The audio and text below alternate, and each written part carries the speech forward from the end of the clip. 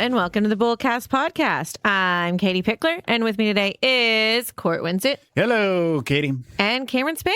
Dun, dun, dun, dun, dun, dun, dun. How does it? I censored myself. All right, welcome, everyone. Well, if that intro didn't send some chills down your spine and you know where we're going with this episode. Last episode, we talked about the Fed share, and our list was talking about dollar bills, all the different denominations. So we wanted to do an episode specifically dedicated to the $10 founding father. Obviously, we teed this up the last episode, and a lot of people know about Sir Alexander Hamilton. Sir, I'm not sure he was ever knighted. I'm just calling him that. He was in our minds and our hearts. He's a rapper. He's got a musical. There's a lot of things that we're making up about Alexander Hamilton. I will say this. We should clear up on the front end why Alexander Hamilton gets front and center review on a podcast about finances. And that's because he is the founder of our country's economic system, basically. Yeah.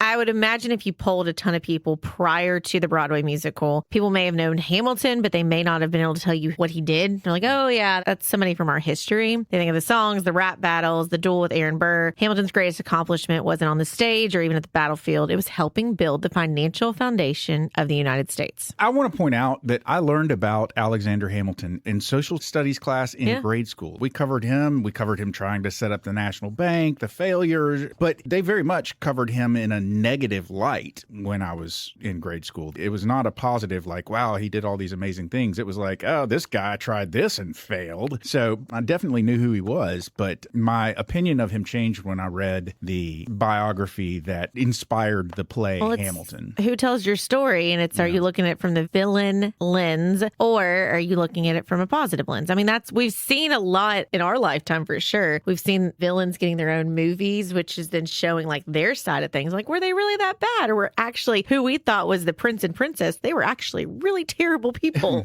And the villain was just taken advantage of. So that is what's interesting is what are in history books. It's from whose perspective is it? As an aside, I kind of had the opposite experience you did, but with old TJ, Thomas Jefferson. When I was in like third grade, I wrote a book report. It's a kid-friendly book. And I was like, this dude rocks. And then you get older, you're like, he wasn't perfect. None of us are. So let's hit the list.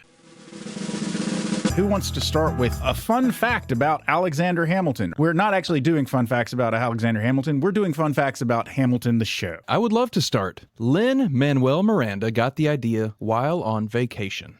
So he picked up Ron's book, Alexander Hamilton's biography, to read on vacation and immediately thought Hamilton's life sounded like a hip-hop album. I don't know how he made that leap, but I don't think in terms of hip-hop, and obviously Lynn does. But now, I mean, anytime you say Alexander Hamilton, we all say it in a song. Oh, sure. Yeah. You want to go next? Started at the White House.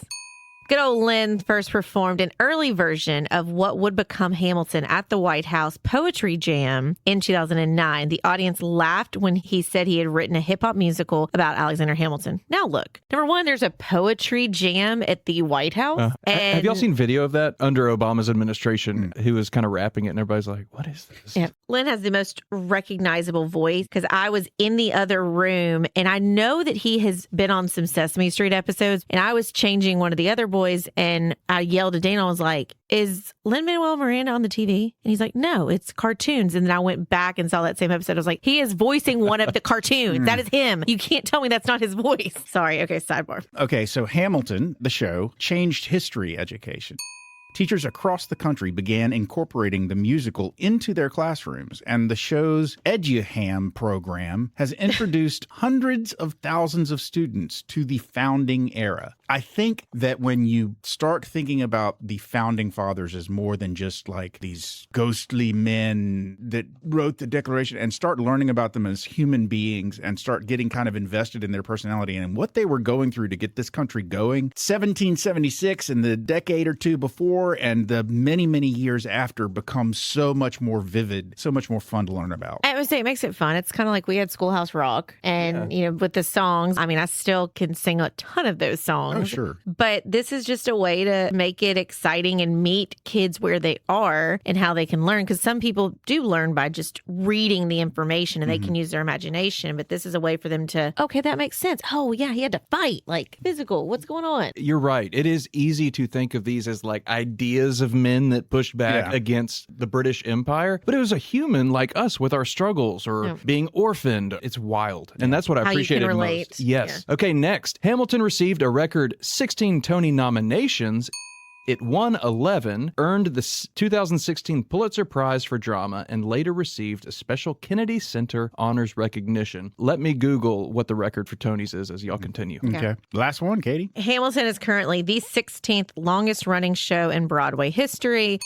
With almost 4,000 performances, this show has no plan of stopping anytime soon. I will give you a side note here to close out the list. So an interesting fact that I just recently learned, or I don't know if it's a fact, but it's an opinion. Some of the people that listen to us may have heard of a guy by the name of Andrew Lloyd Webber. And he just recently wrote an opinion piece that Broadway will not survive under the current financial model. It's taking less and less time for shows to leave the stage because they just cannot be financially viable. Only the major shows like Hamilton continue to be profitable, because he was specifically referring to Cats the Jellicle Ball, which is the reimagining of the musical Cats. This Tony season, and it's already closing, and it was operating packed houses, but it still was not financially viable, even though it was selling well and doing well and won Tonys and people recognized it as a good show. It still had to close, and it's because it just wasn't financially viable. And according to Andrew Lloyd Webber, that is because it is just becoming harder and harder to finance a show on Broadway because of the cost of everything. That's a shame. That is something I think we do need to dedicate an episode to, that because that is, people don't understand, oh, okay, well, the show can't make it. That is a huge representation on the arts. That's a lot of jobs. That's a lot of culture that is New York, London, everywhere. So we're going to tell Nicole that's an episode we're going to do, because I did see that same article. That was very interesting. Yeah, I can't imagine New York without Broadway. I can't imagine London without the West End. I mean, I just don't know. Update on the Tonys. Hamilton got the record for the most nominations at 16 nominations. But the winner, which won 12, so one more than Hamilton, was The Producers, which came out in 2001. Matthew Broderick, Nathan Lane. Yes. Yep. So let's get to the real Hamilton.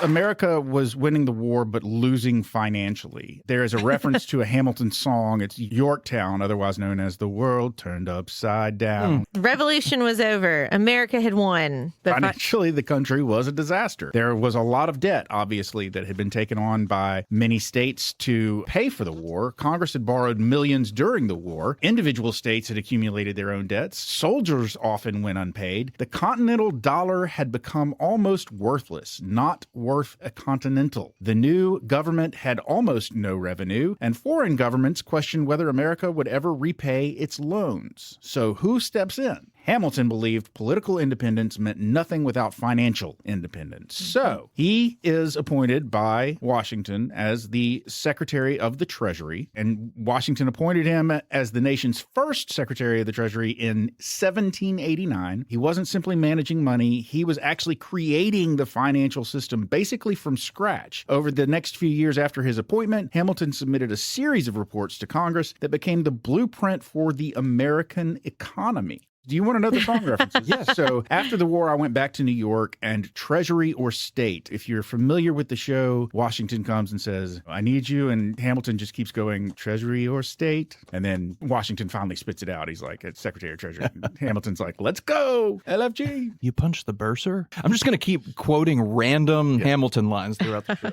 Obviously, we've got Hamilton, who has given this robust blueprint for the American economy. So the pillars of Hamilton's financial plan. Now, this is a tough song to follow because this is a rap battle. So if you're not used to listening to rap, you may not have followed what they're saying. It should be pointed out that when Washington appointed Hamilton as the Secretary of State in the show and in real life, in history, he also appointed Thomas Jefferson as Secretary of Treasury, Hamilton. He also appointed Jefferson as the Secretary of State. And so Cabinet Battle number 1 in Hamilton the show is referring to the fights that took place between Hamilton and Jefferson and presumably the other cabinet members over Hamilton's proposed financial plans. And he had some interesting ideas. Back when the art of debate, that is something we have talked about. You may have heard us mention like divided government and how debate is healthy. It's healthy for the economy. It's healthy for the country because it's getting people that are passionate on different sides having to come together together and come up with a solution that everybody's got to give and take from it, or it's you're just continuing to fight and figure it out. There were fights. There were men that brought guns and had fisticuffs on the Congress floor back in the 17 and 1800s. They were completely civilized, and we have become terrible people. No. There have always been disagreements, but they did seem to have a little bit more will to compromise and find a way to try and make the country work. So what Hamilton proposed was, as I already mentioned, each state had taken on debt during the war, and some of them were able to pay off their debts and others still owed enormous sums. So financially, the country was very divided. There were states that were like, yeah, we're great.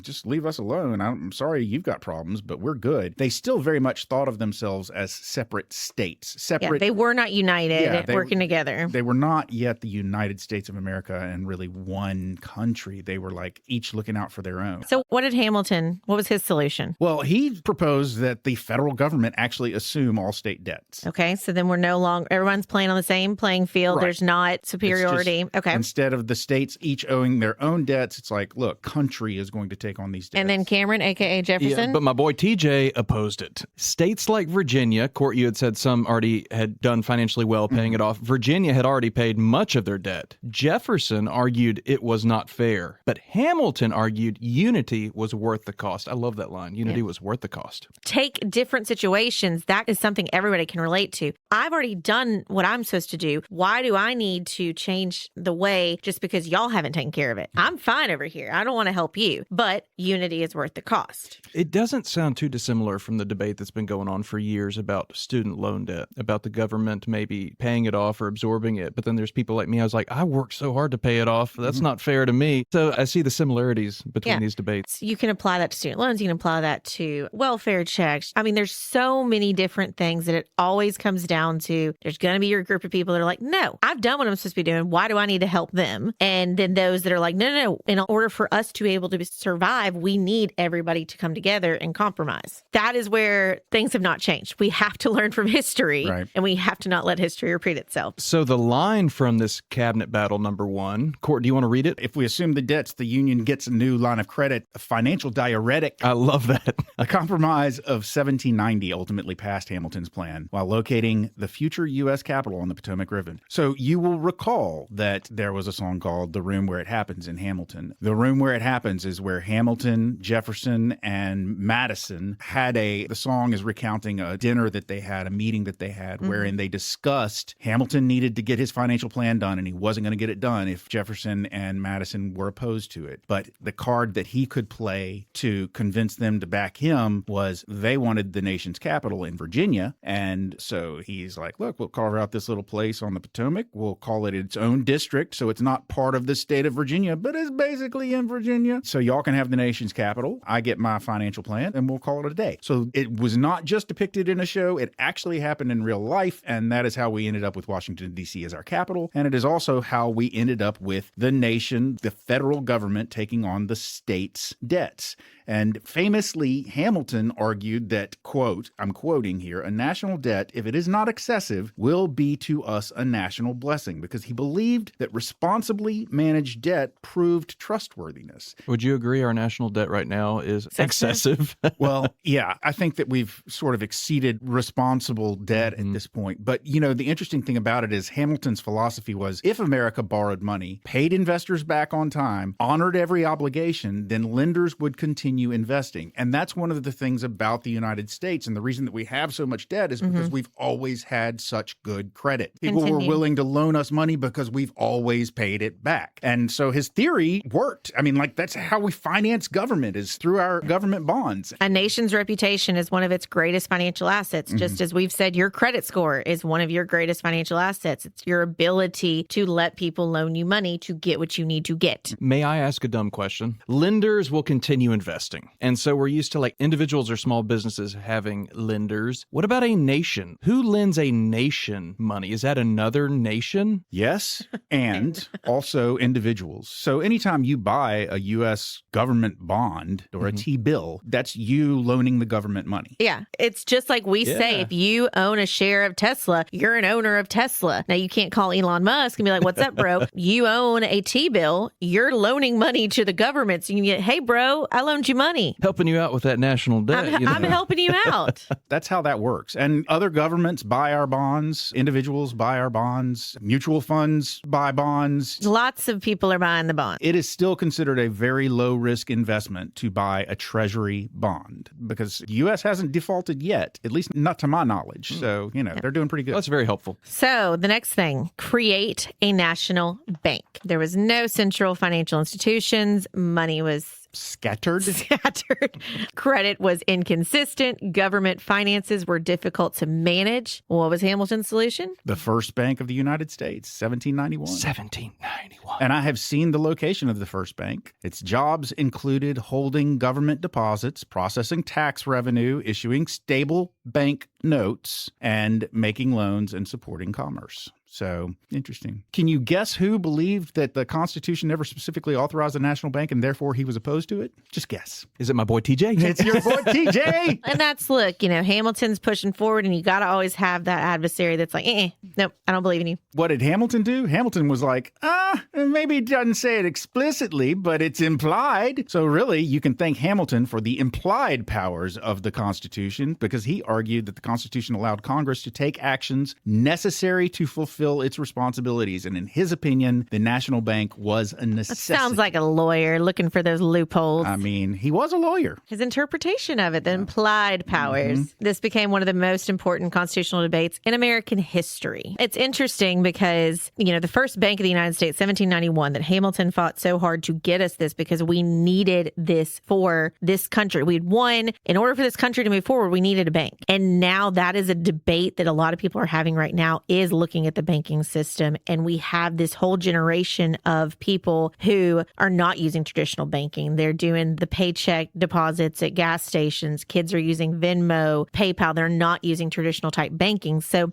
it is very interesting how this stuff that happened back in the 1700s is still something that we can apply the learnings from this to today. So we just covered creating a national bank. What about creating a stable currency? And this is fascinating to me because I kind of skipped ahead and I was reading some of this. So after the Revolution, people used foreign coins, state currencies, private banknotes, gold and silver, probably shells and beads. Yeah. Wampum. So there was no consistency. Hamilton believed commerce couldn't thrive without confidence in money. Yeah, could you imagine that? It's like, oh, Cam, you're selling some bread. And I'm like, yeah, I want to buy some. I'm like, well, I've got this foreign coin and I've got this over here. And it's like, what is your price point? How do you equal that of, I'll take a gold and then your foreign coin? So Hamilton helped establish a standardized monetary system, supported the Coinage Act of 1792, also established the U.S. Mint, and defined the U.S. dollar in law. He did a lot. There's not enough credit given. I mean, yes, he's got this Broadway show now, but still, that was a lot that was put in place that we are still using today. What would he think of Bitcoin? Oh, because he's all about standardized. There'd be a new rap. Centralized, and now we're decentralized. Decentralizing, yep. So we're investing in American future. Hamilton believed Americans should not remain only an agricultural nation. Yes. I believe that's probably another mild sort of dig at our guy TJ, because TJ was very much about agrarian society, the agricultural aspects of our nation. He owned a plantation. He's not saying that we don't need to think about the agricultural He's just section. saying It's we just don't not only agricultural. So his famous report in 1791 argued that Americans should encourage manufacturing, industry, technology, innovation. Does this all sound familiar? Being more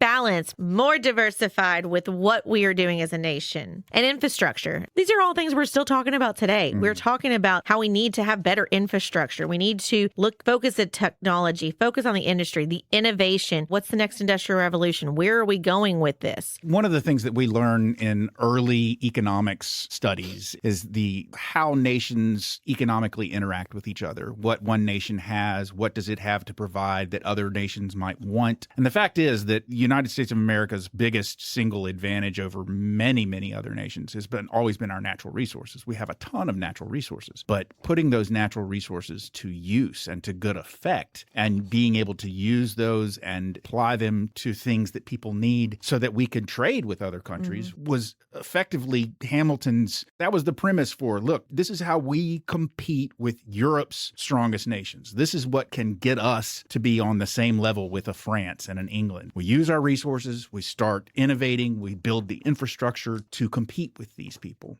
And boy, TJ was a Francophile, wasn't he?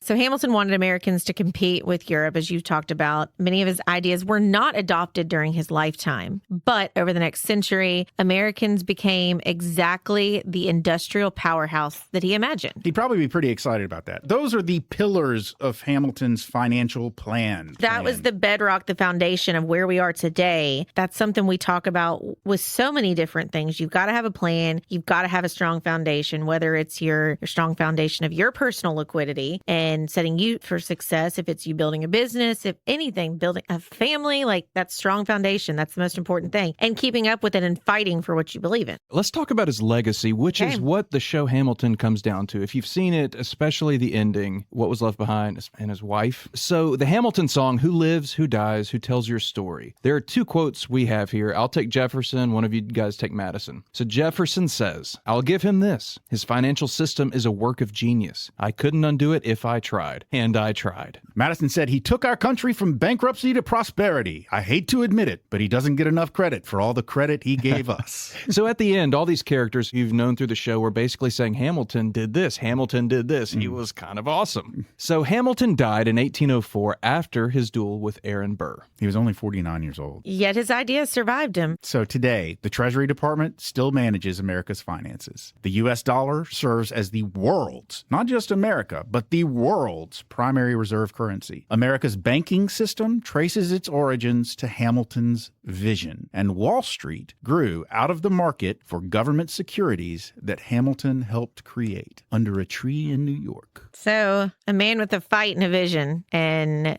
all of this was created to make America what it is today. Who lives, who dies, who's telling your story? Hamilton's been something that is very passionate for a lot of people, whether they're a Broadway fan, but honestly, we need to give credit where credit is due for all the credit he gave us. So if you're ever looking at a $10 bill and you look at the face of the guy on that $10 bill, that is Alexander Hamilton. And that's the reason that he's on that $10 bill. He is not a president. He is not the best known founding father. At least he didn't used to be. I think he's probably getting up there because of the show, but he's been on the $10 bill as long as I can remember. So, you know. Well, and that's just an example of, we've talked about influential people and the Fed chair, how yes, he's an influential person, but he has a team of people behind him. You got the president of the United States. You've got these people that are in positions of power, but sometimes the people who are the most influential are not necessarily in those positions that you think of. You know, it could be just a great innovator, visionary, and that's the person that decades from now we're like, you know what? They are the ones that changed the game. They're the ones that really made an impactful difference. Hamilton was a philosopher. He was a poet. I don't know if you've ever read his vast writings, but the stuff that he wrote really was impressive, especially considering that a lot of it was written when he was 14 years old. But more than that, Hamilton believed in the power of the possible. And I was just talking to a client about this earlier. It's not being scared to fail and the evil of good, and you want to be great and keep going, but it's also you're your biggest supporter, your biggest challenge every single day. And Hamilton could have just stayed quiet. He could have not gotten involved in all of this. He could have not fought. I mean, his life was on the line. He died for this. And I'm not telling everybody go out there and do something that's dangerous, that's going to put you in a line, and especially don't go out and do a duel.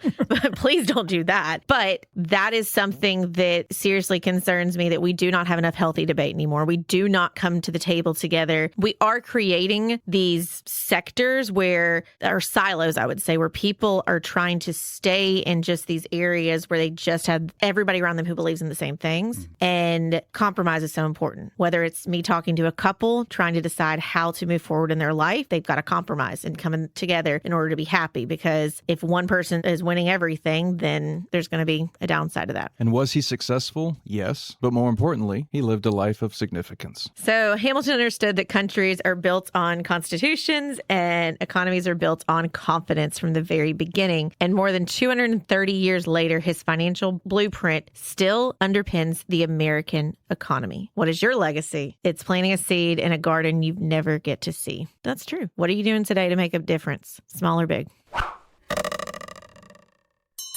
So, ladies and gentlemen, there's the closing bell. You've made it to the end of yet another episode of the BullCast podcast. If you liked what you heard and you'd like to hear more, please feel free to go to your favorite subscription service and sign up to have our podcast delivered directly to your listening device every single Thursday at noon. If you'd like to find out more about Cortland, Katie, Cameron, or Nicole, please feel free to go to our website. That website is bullcastpodcast.com. We've got our bios up there. You can read about us.